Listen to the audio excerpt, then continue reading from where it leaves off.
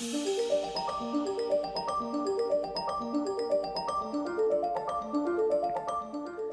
right, folks, welcome back.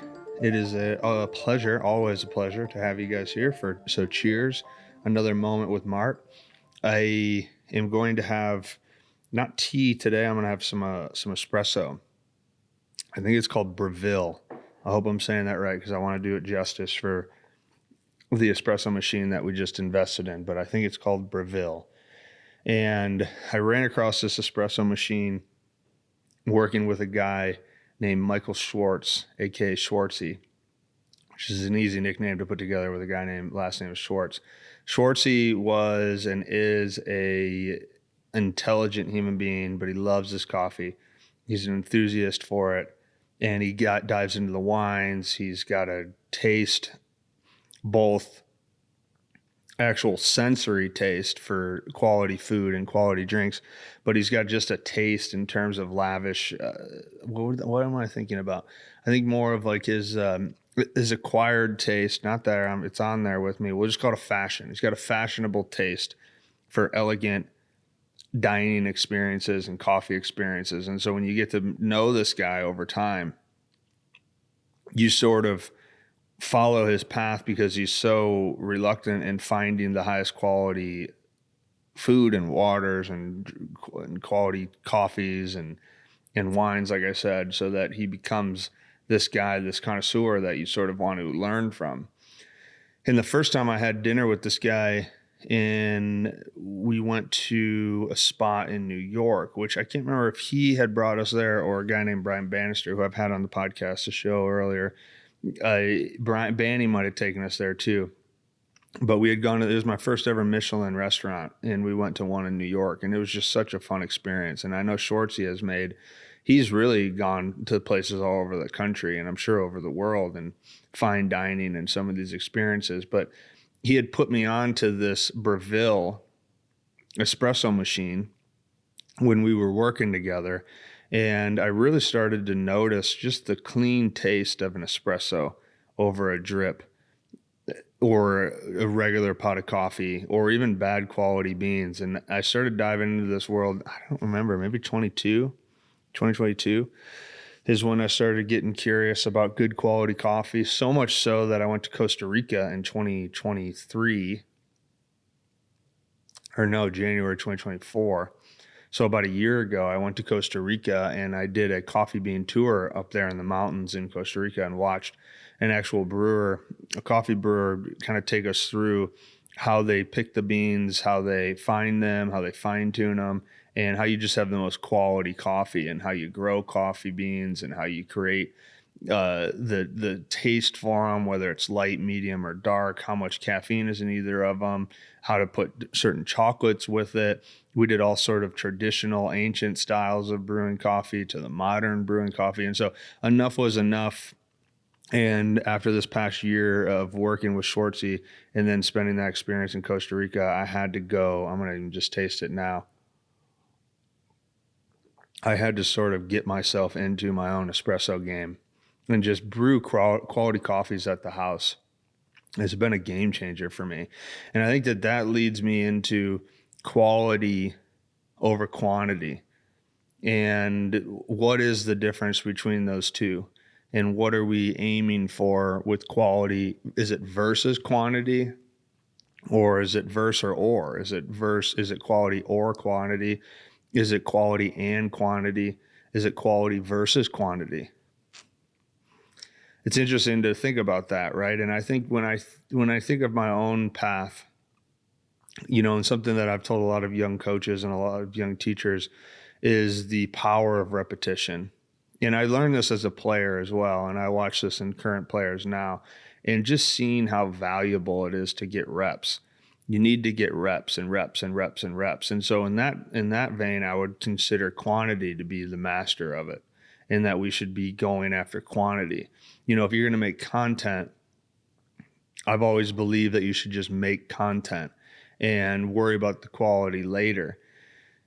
And that reigns true for me because when I first started making podcasts specifically, even as I'm doing them now, I set out goals when I do something.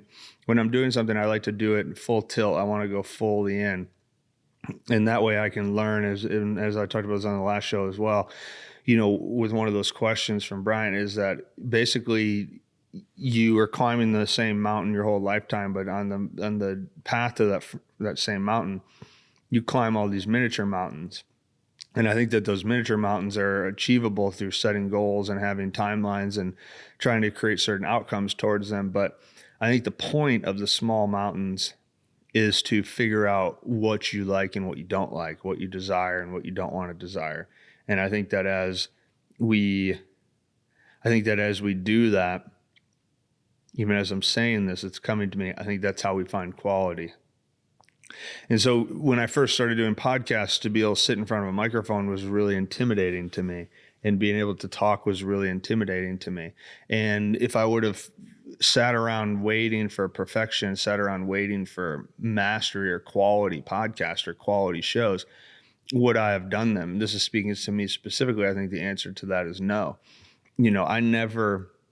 I never recorded a podcast, and I don't know if I ever listened back to any of my podcasts over the first 200 or so that I did. I don't think I ever listened to them again. I know I didn't edit them. Granted, I had gathered some help as time went on, and I was able to get people to help me with the podcast, and I'm sure they edited it a little bit. But we didn't focus on that. And even when I had people who helped me with the podcast, I made that very clear that I wanted to get to the next podcast. I wanted to do the next show. I wanted to interview the next guest, and I wanted to keep that moving forward because I saw the quality happening in my ability to ask questions. I saw the quality in my ability to listen. I saw the quality in my language and in my speech. And I was so consumed with improving quality through quantity. And so I found such value in the next podcast, the next show. And to me, it was about numbers. I definitely live on the surface of wanting and feeling a desire to have material success in the forms of likes and followers. And I definitely want people to chime in and listen and subscribe to certain things that I'm producing. Definitely. I definitely want to pursue money and get money and resources of that sort of thing into my life so that I can have protection and safety and quality of life. And I've definitely seen that as I've grown older, that money is important, and it brings about a lot of quality and safety, and it definitely makes you happier. When I was first starting out with making content, I didn't think about that at all. I never thought about money in the beginning at all. To a part where I definitely think it hurt because money, as I've learned in the material world, financial pursuits and receiving transactions in the form of money requires a level of quality and professionalism and structure and being prepared and having that stuff in order. And as I've gotten older, I've certainly discovered the importance of that, and I've definitely pursued quality more and more over quantity. However, I got to quality through quantity. And through one of the shows earlier with Nick McCoy, I believe, asked the question. Yeah, Nick McCoy had asked the question, is it spectacular over consistent? I think where I'm taking this quality and quantity, or verse or, but I'm going to keep with and for this. I think it's quantity is the same as consistency, and quality could be spectacular. And I think that if you embody both, then you figure out not only what you want in life, but I think you get closer to who you are becoming. And I think that's largely the point. And so which one would I start with? I think that it's always a safe bet in the position to tell any younger person starting out as a coach or a teacher that they should pursue consistency. I think that if you can do something consistently, then you'll figure out rather quickly if you like it or don't, and then you can kill it quickly and move on to the next. But even the next should still be considered in the same vein of consistency.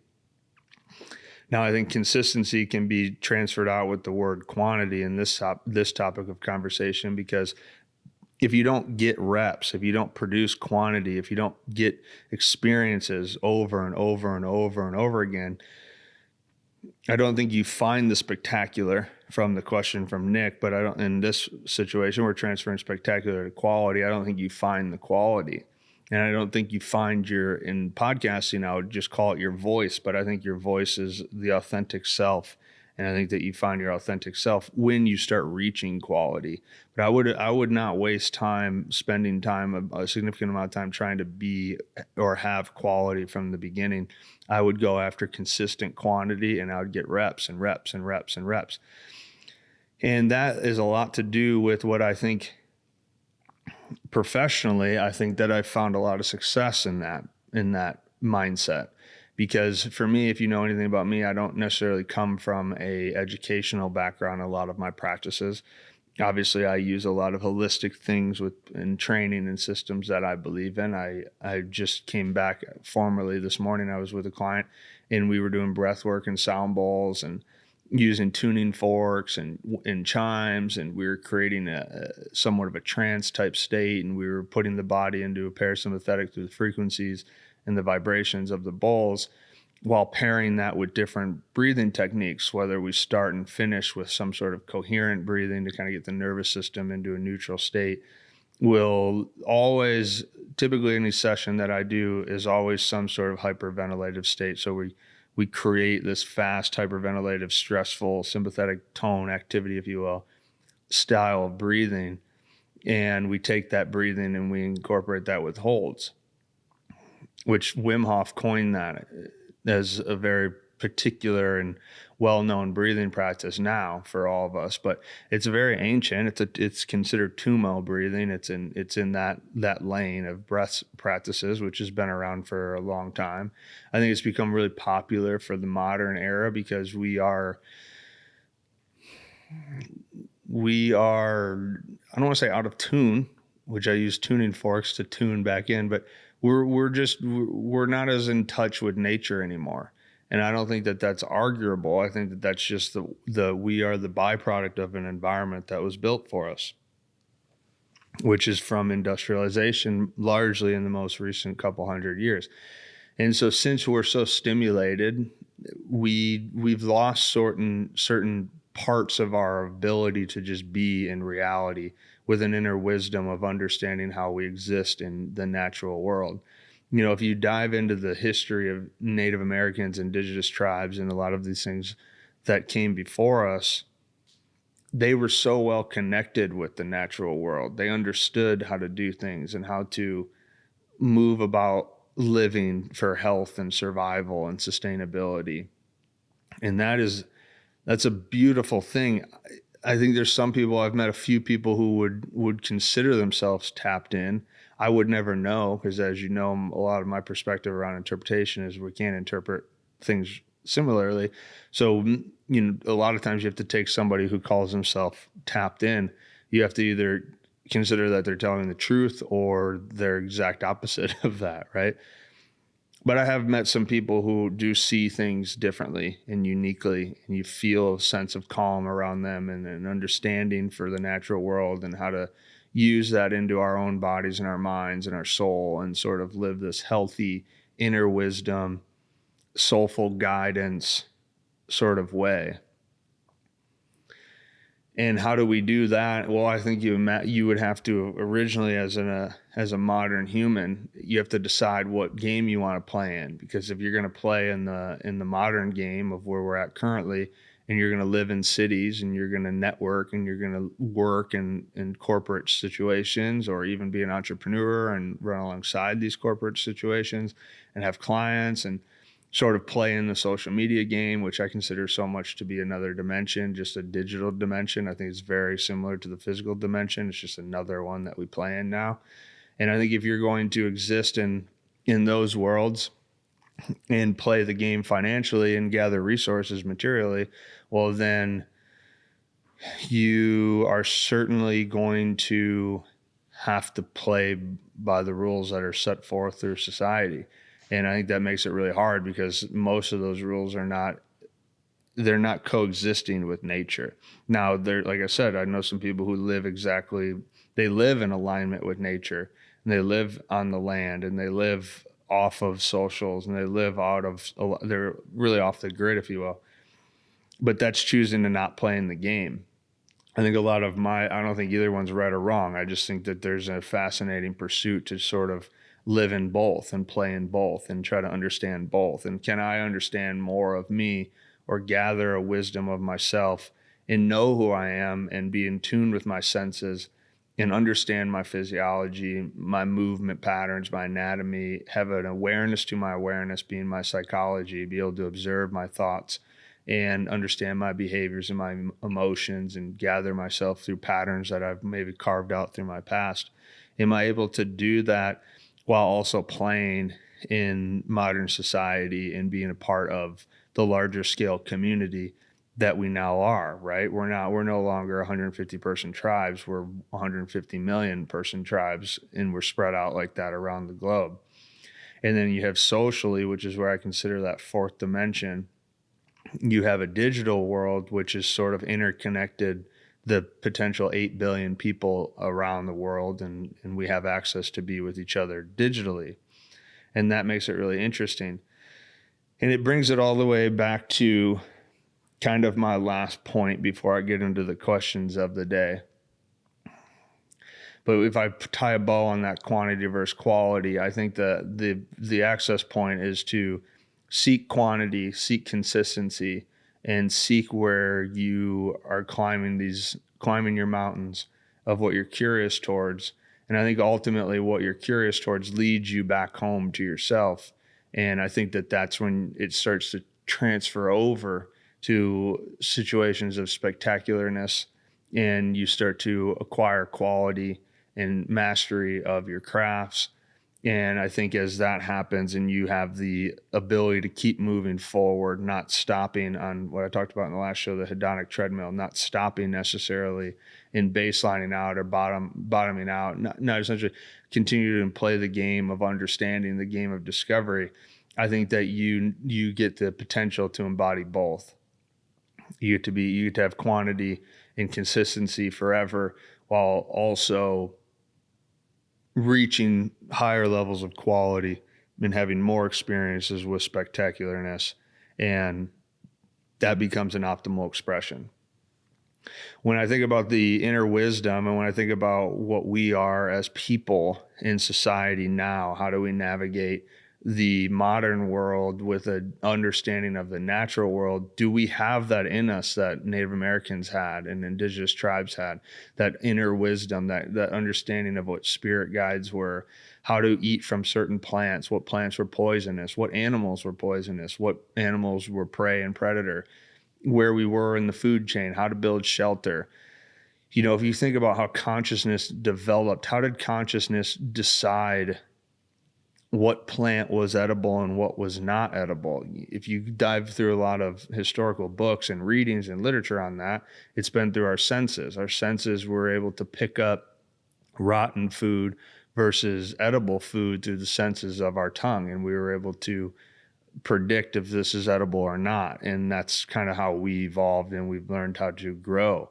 And then over time, we acquire tastes, as I talk about with my coffee. I've acquired a taste towards coffee. I really enjoy quality coffee. Now, I've been drinking coffee for nearly 16 years. And in the last 2-3 years of focusing on quality coffee, well, 13 years of that was quantity and consistency. I was having consistent coffee, lots of quantity, and finding eventually what quality was and how much I enjoyed the taste, how it treated my body. Obviously, I don't enjoy having the jitters of coffee, so I try to have the right amount of coffee. So finding your dosage, finding your timing, and it becomes quality. And when it becomes quality, it becomes really important. And I have a significant amount of coffee. I drink coffee daily. I'm a daily coffee drinker. I'm curious about how the beans are brewed and where they are around the world. So definitely I'm going to continue on my path of quantity. But while I get there, the better I get at having coffee, I feel like the better I've become as a person. And I found a lot of meaning out of drinking coffee. So when I'm pursuing fatherhood here recently, soon. I'm going to be a dad soon. And one of the things that happened recently when we went to the midwives, because we're going to a birth center. And one of the midwives said the other day at one of our teachings, one of our lessons, she'd said, when the moment comes and you know baby is on its way, don't Google anything because you'll know the answer. And it's most likely that Google will be wrong. And I think that embodies the entire topic of this current discussion that I'm having with you guys right now, is how powerful of a statement is that? We're getting ready to witness a miracle and getting ready to witness life take place. And my wife and I, as we anticipate that, clearly we have a ton of anxiety towards that because we're in an unknown and we're getting ready to experience change, and we're going to have a new normal. But that really stood out to me the other day with that teacher, because the midwife was explaining to us to just trust ourselves. And I think that's a lot of the path and why we chose these specific people, to have faith and trust in ourselves and have faith in making a hard decision in a situation we have not been in before. But it was a really powerful statement to hear, because I don't know if I've heard that before. And if I have heard it before, I clearly don't hear that often. And it's something I've thought a great deal about over the years of coaching people, is ultimately, as a guide, aren't we there to just hold space for themselves? And that's what this midwife did the other day, which was really profound for me.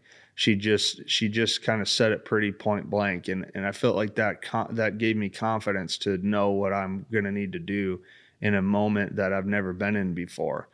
And when I left, I thought about it deeply, and I've thought about it to the point where I wanted to share with all of you. But I think, how often in our lives are we told that we have the answer? And even though things are scary and unknown, and we're about to have new normals, or we're going to experience change or struggle or tension, all these things that stimulate the negative bias in our psychology and our survival states that make us frozen, insecure. We're easy to point blame. We're easy to not want to take responsibility. How often are we told to not Google or not chime in our questions to the massive information machine of the modern day explosion in how we pass along info, and more so just buckle up. I'm going to go with buckle down and trust our own intuition, trust our own wisdom, our own soul. And so I bring all that together for just you to think about as well, because I don't have an answer to that. Getting ready to experience that. I'm getting ready to go be a part of that. And it's nerve wracking, but I'm also excited, and I'm excited to go experience my soul and experience my own wisdom, and I'm going to trust it, and we'll see what happens. Right. But I think that kind of pulls it all together on this early educational side of A Moment with Mart. And as I kind of, again, communicate with you guys through the microphone, of pulling all these things together. Because every day that we're on the planet, we have another thing of quantity, and we have another experience with consistency. And the more that we allow ourselves to be who we are in our moments of quantity, and just pursuing things to pursue them, and we become consistent, we create an artistic, individual, unique experience to reality in our life cycle personally. And as we do that and we carve more and more into who we are, that's where we start to see quality transfer over. We start to create spectacularness. We start to have mastery. And we ultimately, as we embody both of those, our own optimal expression becomes who we consider ourselves to be, which is ultimately the most authentic self in which we can acquire. So chew on that and let me know what you guys think. If anyone's had an experience like that with midwives, or in their own lives, when they've becoming a dad or a mother or anything like that, send in your stories. I'd be really interested to hear them. And it sounds like it's a really crazy, miraculous experience. I'm excited to have it my own. And I'm excited to also talk to you guys about it when I'm able to reflect further on down the road. So let's change gears here. Let me just wet my lips a little bit here, get the tongue loosened up, and let's dive into some questions. So we have question today is the one I told you guys last time, comes from my good friend Tom Buski. So my buddy Tom Buski, Minnesota guy, he started a company. I don't remember. 2012 is when he started his company, Minnesota Mash Performance, Mash Baseball, Mash Softball, all sorts of things. They now do all sorts of things in human performance. Unbelievable facility in Savage, Minnesota. They used to be in Egan, and before that they're in Burnsville. I've kind of been fortunate to be able to watch them climb the ladder. I worked with them for a little bit too. It was actually one of my first jobs. If it was my first job after playing professional baseball. I've been roommates with Tom. I've traveled the world with Tom. He's come out to visit me many times. We're very close with his family. And so I have a deep relationship with this guy. But his question was, what would the world be like if humans lived twice as long? So what would the world be like if humans lived twice as long? Well, I know the average, when death occurs, I think in the American population is 76 to 78. I think 70s that in that age, 76 to 78. I think that's the average length of human life in America. And obviously that varies and goes higher and lower depending on where you are in the world. I don't know off the top of my head what the average age is, or when we die. I don't know what the average death rate is globally. But let's just do simple math for my own head. Let's just call it 80. Let's say that we all live to be 80, just to help the answer this question. And as being an 80-year-old, we double our lifespan. So we live twice as long. So we're going to be 160. So all humans now, on average, live to be 160 years old. Whew. What a good question, Tommy. Because what would the world be like if we all lived to be 160 years old on average? And let's say, just for fun, let's say a couple of the older generations, because centenarian with people who lived to be 100, which I had been recently to a blue zone in California. I'm drawing a blank on what that city is. It's like an hour and a half from LA. And I'll remember, and maybe I'll come on the next show. I don't want to spend a bunch of time thinking about that. But I went to a blue zone in California. I think there's 7 of them in the world. I know Italy's got a few, maybe Greece, Japan. There's an island in Japan that has one. It's basically where most people are living to be over 100. And so now let's say that population of people would now live to be 200. So on average, people are living to 160. And then we have some people who are living to be 200 years old, we'll say. My first thought goes to how much time has changed in recent years in the modern era of how we're getting to be, people are getting married in their 30s as opposed to their early 20s, right? Or giving birth later. People are giving birth later. The population has sort of stretched itself out to be longer, which we had the big boom of the population increase. I think the first billion, again, think through this or look this up, and I would look this up. I just want to stay on my thought. I think the first billion hit, and if I were to guess to be exact, I'd say it's 1804. But either way, let's just call it the early 19th century is when we reached our first billion. And then I think it took 123 years, and I talk about this maybe in my book too, but I think it took a little over another 100 years to get our next billion. And then after that, we've reached a billion every 12 to 13 years to the point where we now have 8 billion people. And so that's really interesting because if we've been on the planet as a species for a couple 100,000 years, then we took so long to get to our first billion, and then boom, we hit our first billion. And within this small window, we increased 7 billion people. And almost every decade for the last couple decades, we've hit a billion. And I think that's created a lot of the scare towards the population size disrupting the planet. And I think a lot of people will communicate that on global warming and what that's doing to the environment and us taking up too many resources. But I do think that the population is now starting to decline because we're starting to have children later and we're starting to live life later. And we sort of have the ability to, we're not living in these corporate structures as much as we used to. People aren't going from high school to college to their job and working that for 40 years or so, sort of like the baby boomers were, and then retiring and looking for Social Security and then living out life until that late 70s. So if we live to be 160, well, then what would that be? Would we start having kids at age 60? Would the kid age be 65, 70? So would we live some youthful state for 70 years, right? I mean, would we not consider the deep end of our career and finding out quality until we're 100? That would be something, wouldn't it? I guess what I would say as I say all that out loud and kind of create my own answer out of this, I would say if we lived to be twice as long, I would imagine that the population would start to decrease. I think that we would start to see a drop in the billions. I don't think we'd go from 8 billion to 1 billion to under a billion. I just think that that curve would start to slow down. It would actually start to drop. So I think our population would actually start to decrease. I don't think we would increase. Also, I think if we live to be that long, I would imagine that things would just get better as far as quality.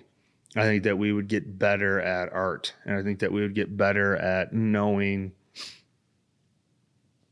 But even that might not be accurate because I think so much that does with evolution and so much that does with consciousness needs a new breed of people.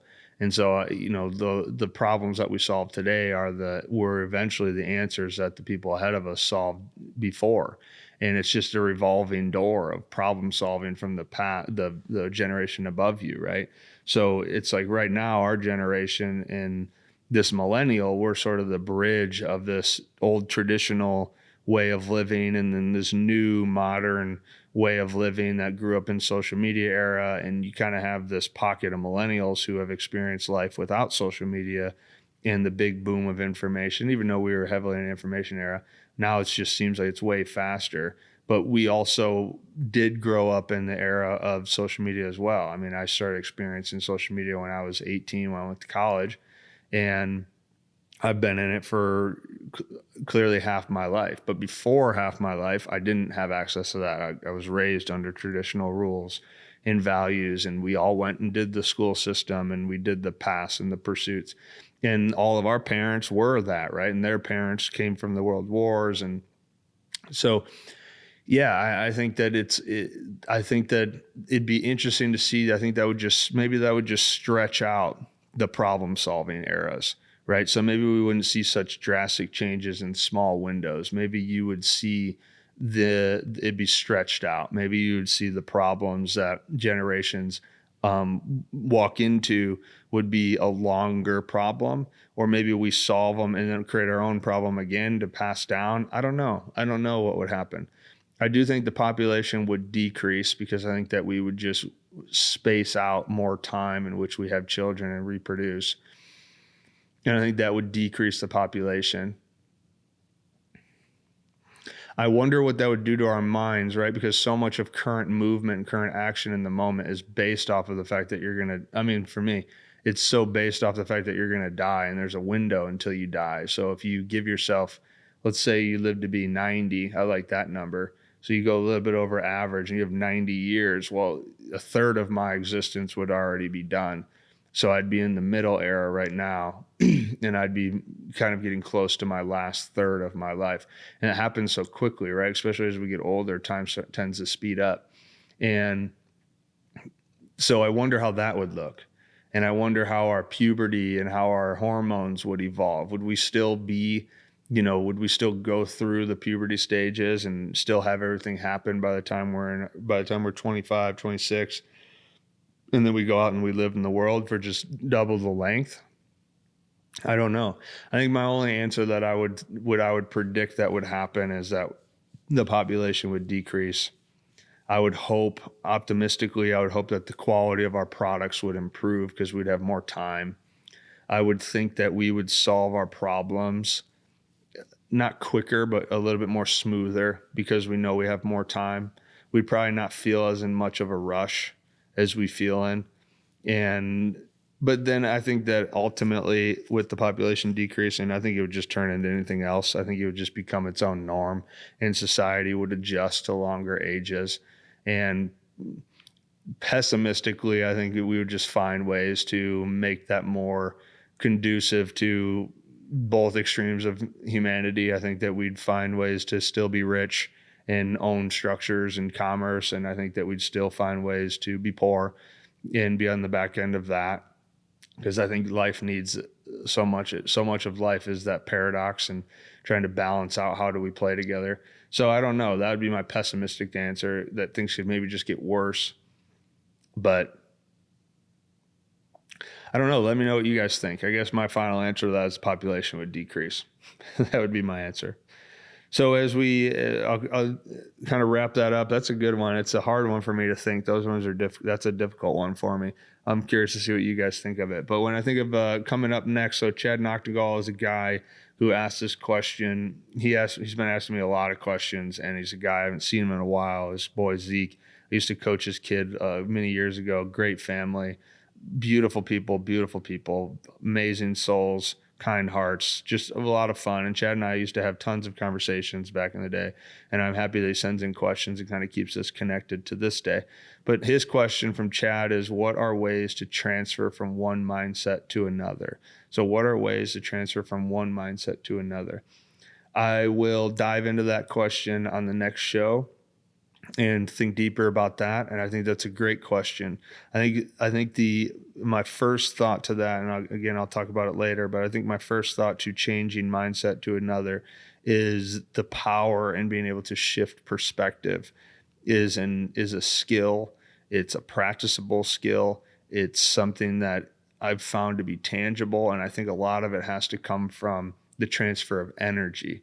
And I think that when we learn how to move and maneuver through the energy that works within us, then we can sort of shift our mindset. So I'll talk deeper about that and we'll move forward with it. But as I sort of wrap up, I was trying out a new mic today and I kind of liked it, but it definitely felt different. And I've definitely thought about the difference while I've been talking to you guys on the different parts of these mics. But other than that, I'm sure my coffee's a little bit colder, so I'm going to go make myself one more just to finish out the day, and I can have one heated cup of coffee before the day turns late.